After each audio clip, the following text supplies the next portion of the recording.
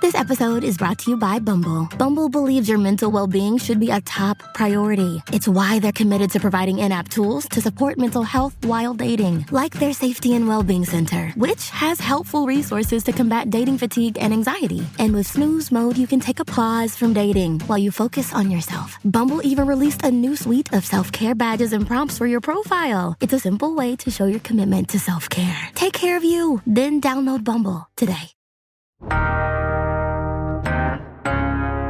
June 19th isn't just your normal day. It's a day that represents the start of a turning point in our country. But even though its impact is big in our history, the reason for celebration seems to be lost on a lot of Houstonians.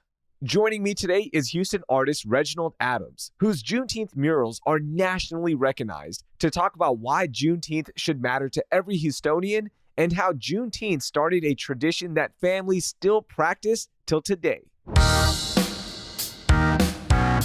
It's Wednesday, June 14th. I'm Raheel Ramzanali, and here's what Houston's talking about.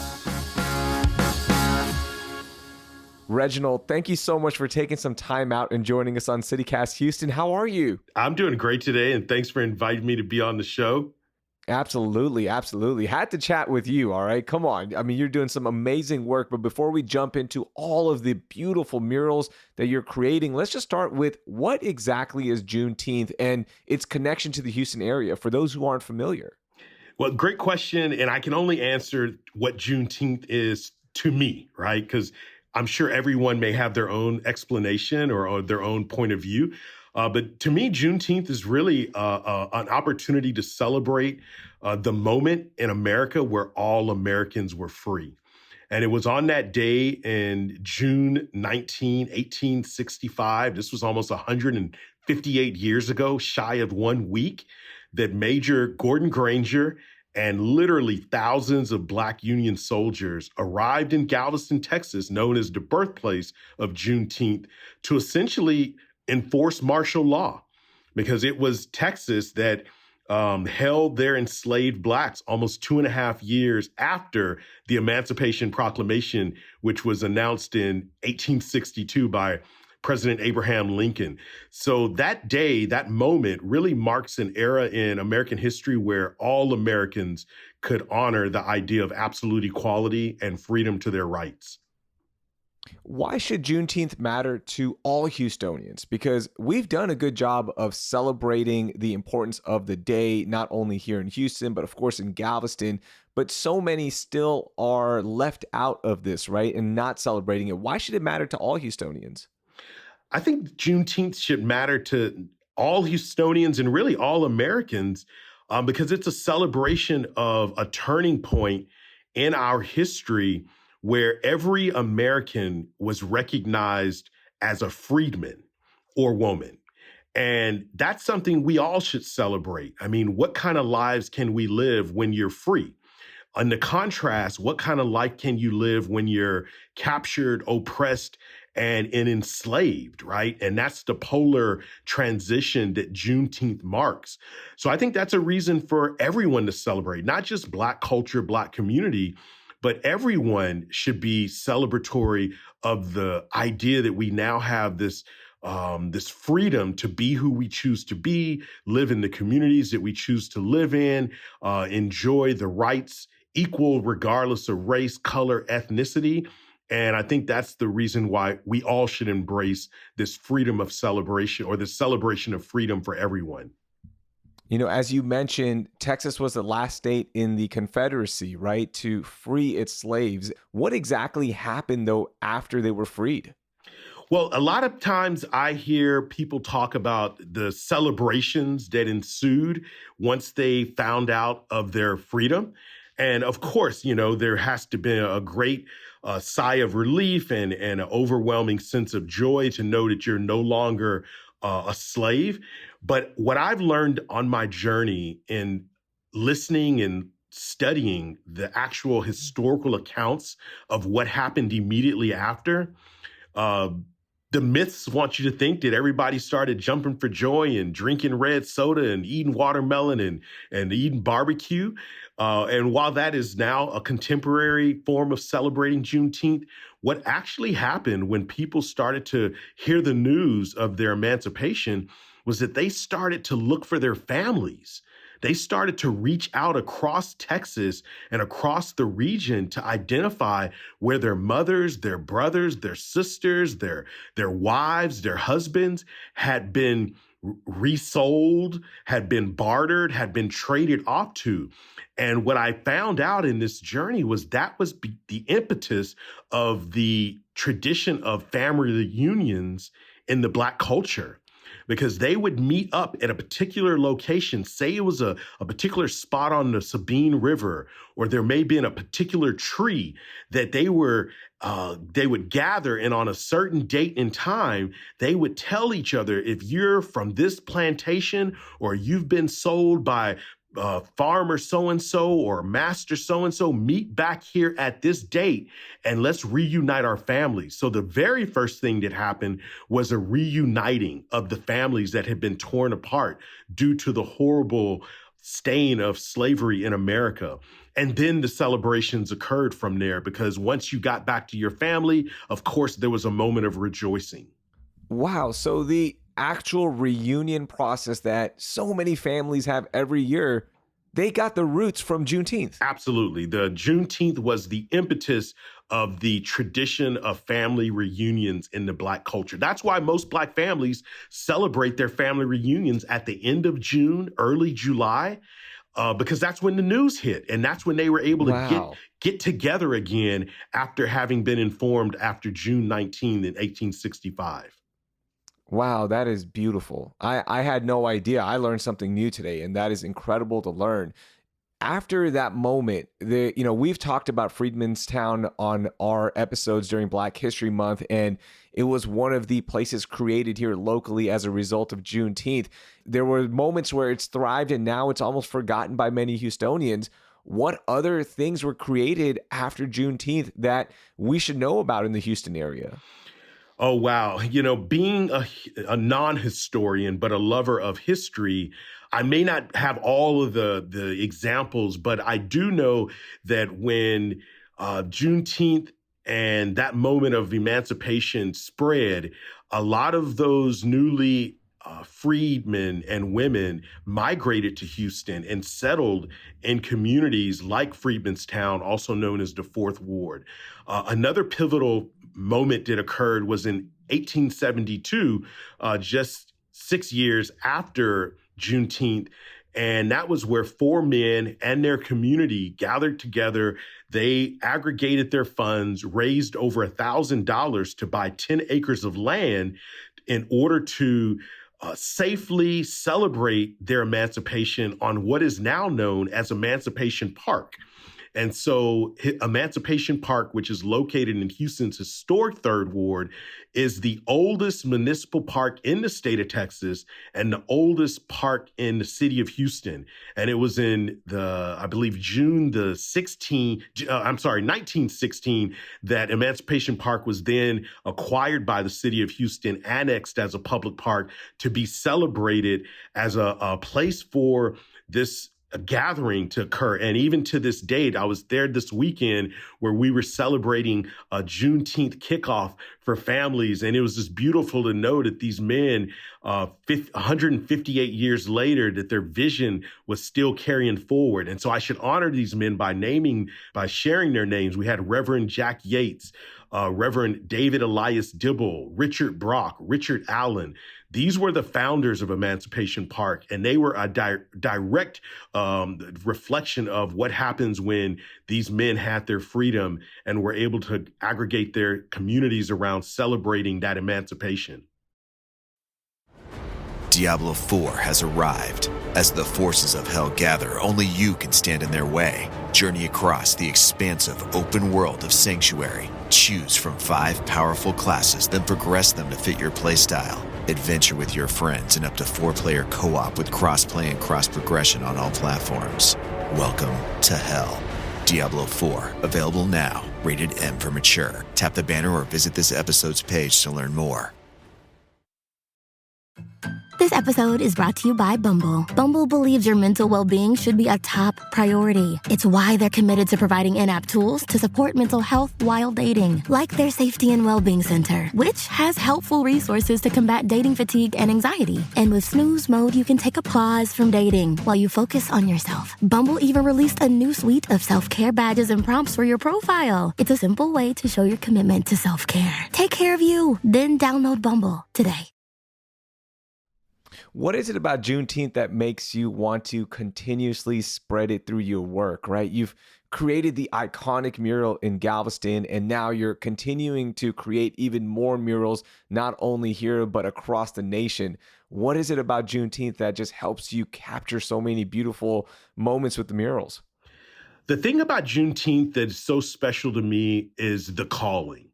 When I was contacted in the fall of 2020 by the Juneteenth Legacy Project, and this is a group of concerned citizens based in Galveston that have been celebrating and really bringing attention to Juneteenth and Galveston as the birthplace of Juneteenth for decades. And they asked if I was interested in creating a mural that would celebrate this heritage. And the short answer was, absolutely yes. One, it was just, an opportunity to do something really special and unique beyond painting a pretty picture. It was really about honoring my own ancestors. But then the mural took on a life of its own once the date became a federal holiday. And as an outspurt of all the attention that descended upon Galveston, I realized now with a national holiday and this mural kind of serving as the poster child for the holiday, there was an opportunity as an artist to take this story beyond the shores of Galveston. And so some of the things that immediately were birthed out of that project was the publishing of a Juneteenth children's book by HarperCollins and Versify. So thanks to Van Garrett, a Texas-based writer and author, we were commissioned to illustrate this Juneteenth children's book, which now tells the story of the celebration of Juneteenth through the eyes of an 8-year-old child and his family, with Galveston being the backdrop and our mural being one of the focal points in the book. We've also painted now 10 Juneteenth-inspired murals in 6 different cities, one being here in Houston, Dallas, Chicago, Detroit, Philadelphia, and now 2 in Miami. We also have a mural in Shreveport, Louisiana, all honoring Juneteenth under the auspices of absolute equality. And so to be an artist connected to that story and to celebrate freedom, it really is an embodiment of what I get to do as an artist, being able to tell my story using my creativity in the public realm. And I don't know if there's any more clear definition of what freedom looks like than the work I get to do. So that becomes a perfect pairing for telling the story of freedom through the eyes of Juneteenth and spreading that message throughout the country, especially now that we have Juneteenth as a national holiday. Now, we're going to link all of your work in our show notes. So for the listeners who haven't seen it, they can definitely take a look. But could you describe your murals to our listeners? And is each one different in all the other cities? Absolutely. Each of the Absolute Equality Juneteenth murals are unique to the geography of that particular location. We were very intentional around commissioning artists that were prolific in their own right. That way, they didn't have to be told what to do or how to do it. But there was a kind of a toolkit, a historical toolkit and artifacts of sorts that they were able to draw from so that there would be some continuity between each of the murals, even though each mural would look different, feel different. And so what we found was what's important to Galveston with Granger and the soldiers arriving in 1865 didn't necessarily resonate with the people in Miami. And the folks in Miami didn't necessarily resonate with the same stories that were happening in Philadelphia. But what is a common theme is in each one of these cities, there have been a fight for social justice and equal rights. And what we've done now is highlight those freedom fighters and those social justice warriors all working towards the same idea of absolute equality. And now those murals will be celebrated this year in those 6 different cities. And we'll have one here in Houston as well as in Galveston to continue echoing the importance of celebrating this moment in time where we could acknowledge freedom for all Americans. What did it mean to you personally when President Biden made Juneteenth a national holiday in 2021?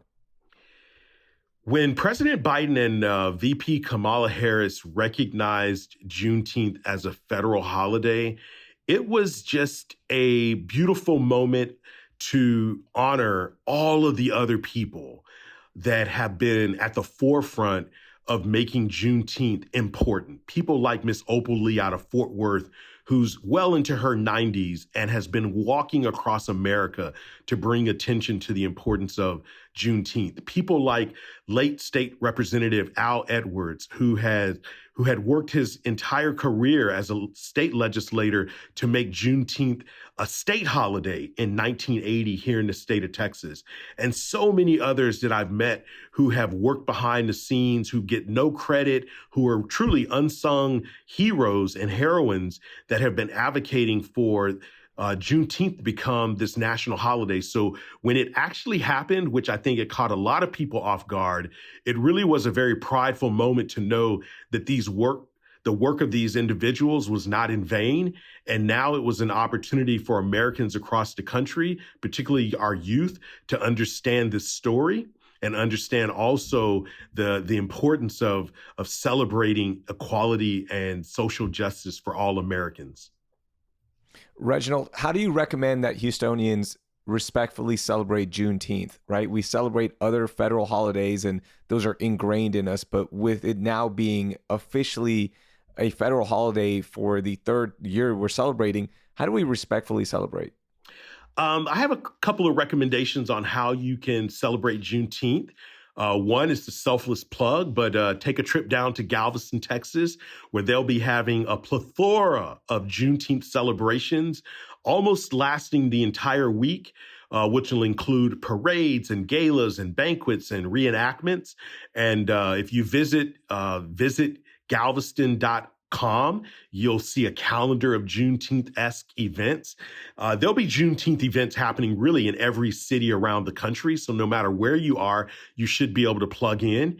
And everywhere books are sold, you can find our Juneteenth children's book by Van Garrett, co-illustrated by myself, Reginald Adams, and Samson Bimbo Adenugba. So if you have children or young people in your life, this is a way of introducing Juneteenth to the younger generation. I also encourage you to support organizations in your community that may be doing that hard frontline work, embracing Juneteenth and advocating for absolute equality and social justice, or even make a contribution to an organization that's doing that work. Because it's not a one-stop silver bullet cure to overcoming the injustices that we've seen. And so there's a lot of different ways we can do it. And if everybody plays their part, we can get that much closer to this idea of a perfect union of absolute equality. Reginald, thank you so much for taking some time out. It was a blast talking to you. I've learned so much. I really appreciate it. Oh, thank you so much for the opportunity to speak to your community. Cheers to freedom for everyone and happy Juneteenth, folks. That was Reginald Adams. You can check out all of his murals and the events happening in Galveston with the links in our show notes. Before we go, if you can't tell, it's getting hot, like really, really, really hot in Houston. We're expected to hit 3 straight 100-degree days in H-Town this weekend, and the city is fighting back by opening 22 cooling stations around the city, plus giving out portable AC units to senior citizens and people with disabilities. Reliant Energy is also stepping up by helping customers on fixed income pay help with their electricity bills during the summer months. If you know somebody that could use an AC unit, you can call 832-393-4301, and you can find the locations of the cooling stations with the link in our show notes. That will do it for today. Thank you for listening, and I hope you learned something new.